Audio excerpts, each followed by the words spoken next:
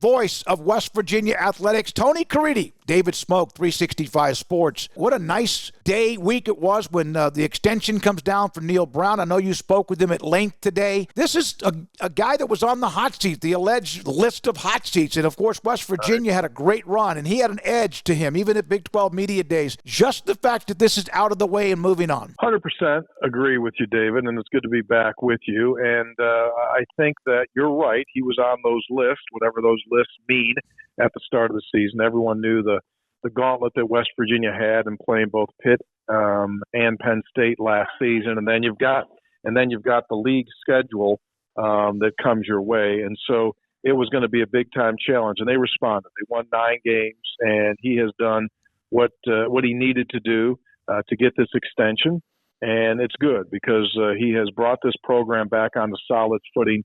He inherited it in a very difficult stage. The roster had been really depleted, and then you have COVID in his second year. So it was tough. He got it done. He deserves the compliments for it. He gets an extra year, but at the same time, he did some things within this contract to give money back, about $400,000 back for staff members. Well, so they're getting a little bit of this as well. And, a lot of times people look at the money the head coach gets or whatever, and the bonus structure, et cetera. What's the buyout? But in this day and age, when you see a new contract, you see that the staff is getting some of this too. How much did he say whether that was a major part of what he wanted to agree to, and also what Ren Baker in the university wanted to do? It was a very large part of it. And so his thought is this at this point. He has obviously created his foundation, if you would. If you're building a house, he's come in and he's laid down the foundation. And now in this new world that we're living in, because as you well know, in the 5 years he's been here, the world of the portal and the world of the NIL side of things has drastically changed. And so he feels now that he has a great feel as to how to operate and run this program in regard to those two components. And he feels very strongly, as everyone knows, this is no surprise, that your player retention perhaps is as big as your player acquisition. And so I think that he strongly believes that by subsidizing some of those areas within this program even further, it will allow him to retain, to gain players. And ultimately, what does that lead to? It leads to more wins. And so he's basically making the investment long-term that he can win more games as a result of doing this now.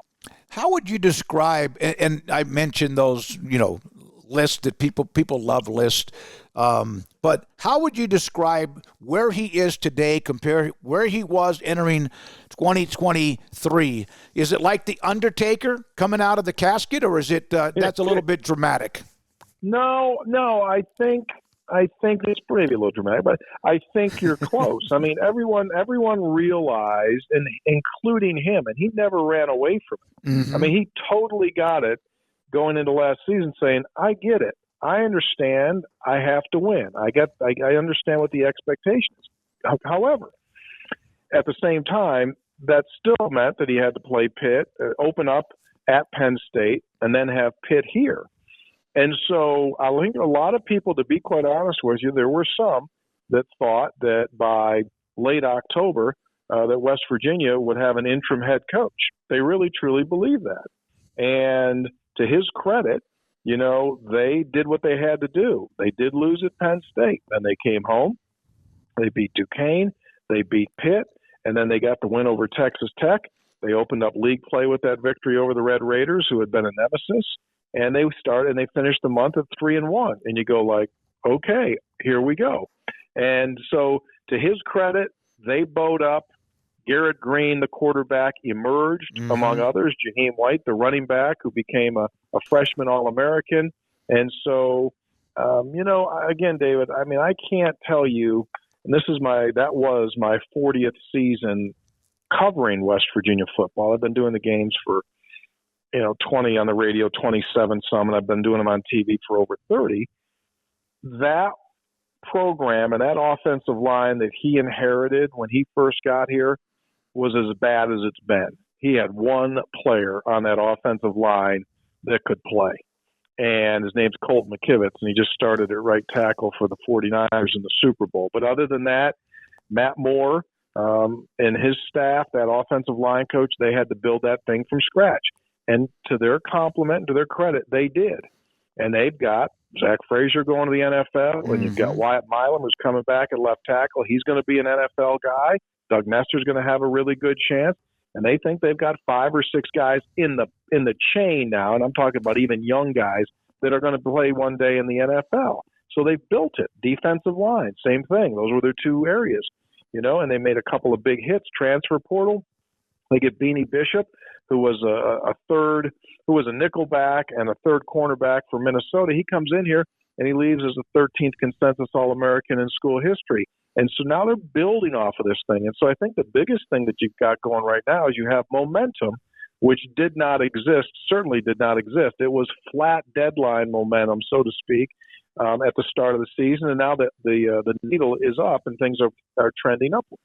So, I'll always remember when we had a chance, he sat down with us at Big 12 Media Days, and his chip was it was a chunk on his shoulder. It wasn't a chip on his shoulder. He was mad because people kind of were scoffing at his team. I absolutely whiffed, admitted that on who I thought they might be. And they used that as a momentum, the colors behind them at the media day, behind the player availabilities or whatever. Give me an idea of Neal Brown, his demeanor, his personality. I always thought he was a hell of a coach, and then just had an off. Like, I don't know if Dave Aranda's got to bounce back, and maybe he might be in the same position right now as what Neal was, maybe even more difficult. What kind of person is Neal Brown? Well, obviously I'm prejudiced because I cover him every day, but I've also had the great opportunity here to work with Don Nealon, one of the all-time great coaches, a Hall of Fame coach, played for national championship, went undefeated a couple times here at West Virginia. Rich Rodriguez, who's obviously had, great success. Bill Stewart, who won 9 games, 3 consecutive years. Dana had his time as well at West Virginia. So I've seen a lot of guys. If you were going to take a guy out of central casting and say, what qualities and characteristics do you have to be at West Virginia University and to mesh with the fan base, to understand it and get it and have the attitude? That's the dude. And that's what we said last year when people were starting to say, oh, he might be on his way out. What we would say and what I would say is this: if you didn't put a name on the top of a resume and you took a look at the resume, he checked every single box as a guy that you would want to interview to take the job. Do you know what I mean? Yep. But the thing that just was not translating, and again, a lot of this goes back to the fact that West Virginia was one of the few teams in the country that are playing 11 Power 5 games a year. That doesn't help them. That was like an extra L every year. That didn't help. And then, we got gutted. We lost 6 defensive starters one spring out of the transfer portal, 6, and that doesn't help you either. And so he's had to run through some obstacles. And, we haven't had that dynamic quarterback that could beat you with his arm and his feet yet until Garrett Green emerged last year. We had guys that had no pocket mobility and no guys that could really threaten you. And Garrett makes, a lot of plays that aren't necessarily called in the huddle. And when you get that guy, and you know this, when you got a guy that can make plays and extend drives, it's a game changer. And then you would have the emergence of these running backs. A year ago it was C.J. Donaldson. This past year it was Jaheim White. The pieces all came together. So, long answer to your short question, he's perfect for West Virginia, and I'm just really hoping he has continued success. Once again this year we do have Penn State and Pitt, and we go to Arizona, we go to Texas Tech. So, it's a challenge, but, this league is going to be a challenge now. But at least we go in there with a slugger's chance every single time. What's interesting? We have put up a couple of the images, graphics, whether it's Vegas or who, that they have like their Big 12 power poll, and West Virginia is no longer near or even on the bottom half, which they've earned that, and especially with what they have returning and the stability, as you've mentioned. Have you thought about when it's time for us to do a media poll that we do when Joni Lehman sends us that email? How in the hell, Tony, are we going to try to piece together 1 through 16 when we don't really? I mean, it's nuts in my opinion. I had to ask you that question. No, I agree with you. And, in a perfect world, they picked West Virginia dead last year, 14. I hope they pick them 16 this year because they're not going to do that. They had that thing on every digital signboard within their football complex all season long. And it was great motivation for them. But to answer your question, I don't know. And David, you study this. The quarterbacks in this league are like some wows. I mean, you've got some of the top quarterbacks in the country that are going to go at it. This is going to be fantastic Saturday football in this league this year. And I don't know how you quantify it at this point or say this team's going to be here, this team's going to be there. Plus you throw in some coaching changes and things like that. I don't know how you put a handle on it. What's Dion going to do? Mm-hmm. What goes on now at Arizona now that they have a coaching change? It's super interesting. That's why we get excited about it. That's why it's going to be fun. I think going forward. All right. You mentioned him, the extension. What is, at least from what you can tell me, the latest with Missouri looking for an AD? Ren Baker has been there before. He's attached to Mack Rhodes. You've at North Texas. He's done a great job. Obviously had to weave through some things at West Virginia with Huggy Bear and others. Where is he? Does he understand he's in a pretty good place too? So he's not going anywhere. Ren Baker's not going to Missouri. You can put that one down in the book. Ren is just getting rolling here, I think, at West Virginia. I talked to him the other day. He still doesn't even have his kitchen cabinets ordered yet. So he's in the process of still putting his house together. He's got 2 young girls that are still one's in elementary and one's in middle school. He's not a kind of guy that's job popping and hopping. I think he left North Texas because he felt this was a good place for him and his family. He's been at Missouri in the past. He knows what that job is. He knows the challenges they face. And he is at West Virginia, and he's in the process right now. He's got this deal done with Neal on the extension, and now he is looking at the basketball program and does this reevaluation as this comes to an end, and he'll be busy there as well. By the way, that thought, good. I'm glad to hear that. I love Ren, and we've had him on a handful of times, even back when he was at North Texas. But that's about the same silly rumor that we hear about Louisville basketball and Scott Drew, which is I have not even responded to it on our show because there's this little speculation out there. Somebody said, how come you haven't talked about that? I said, because then I'm giving it air to breathe. It's not going to happen. It's not going to happen. And I even hate the fact that I brought that up as an analogy with Ren Baker. My last thing, Tony, is the NIL that now Neal kind of has his hands on that. You don't have to be the largest spending school, like some people want to always, like Ole Miss or Texas or others, many schools, but you have to have a grip on it. Plus, also, there's always the facilities thing. How has Ren or West Virginia been able to kind of handle facilities upgrades and NIL? Because there's a lot of people starting to maybe say that it's really creating some friction with donors and others, that they're like, wait a minute, we have to pay the players too and build the buildings? Right. We're in a super good position right now. We were late to the dance, and that led to some of the lack of success that Neal had. And they have really done a good job. So the trust at West Virginia is called the Country Roads Trust, appropriately enough. And it is headed up by Ken Kendrick, who is a WVU grad and the owner of the Arizona Diamondbacks.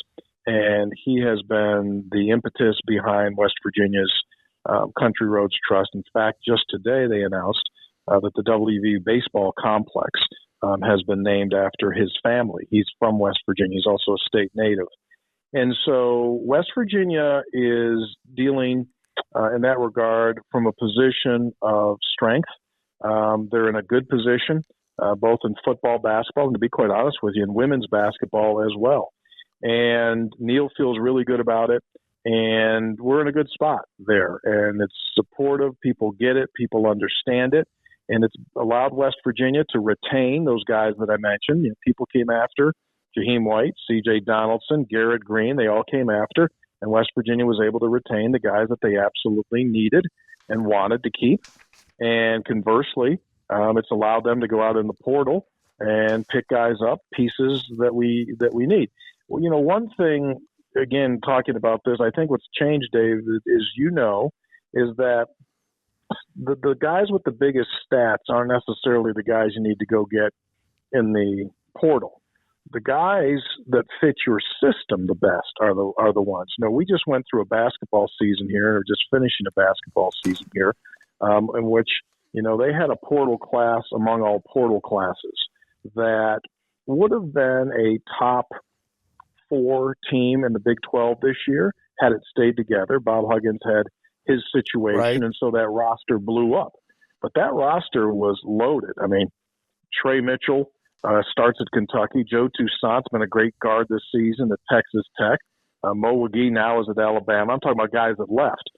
James Okonkwo is at North Carolina. We had a bunch of guys take off as a result of that. So West Virginia can work in this world. We've got the finances to work in this world. But the most important thing is put the right pieces in. And my point to all this is, and I'm going to go into basketball now, forget about the points. You got to guard in this league. And if you don't guard, you don't win. Who are the two, not great offenses in this league, but play great defenses? Houston and Iowa State. Oh, where are they in the standings? 1 and 2. So I think going forward, player personnel is going to become a much bigger factor in what it is that we're doing here. And it's not run after stats, but it's run after pieces. It's not different than what we see in the NFL. I mean, you've got a guy and a body type that you need. That's the next wave of how college rosters are going to be built. Tony, I know you're busy. Thank you as always for your time. Happy as heck for Neal Brown and West Virginia. Tony Caridi, voice of West Virginia athletics on 365 Sports.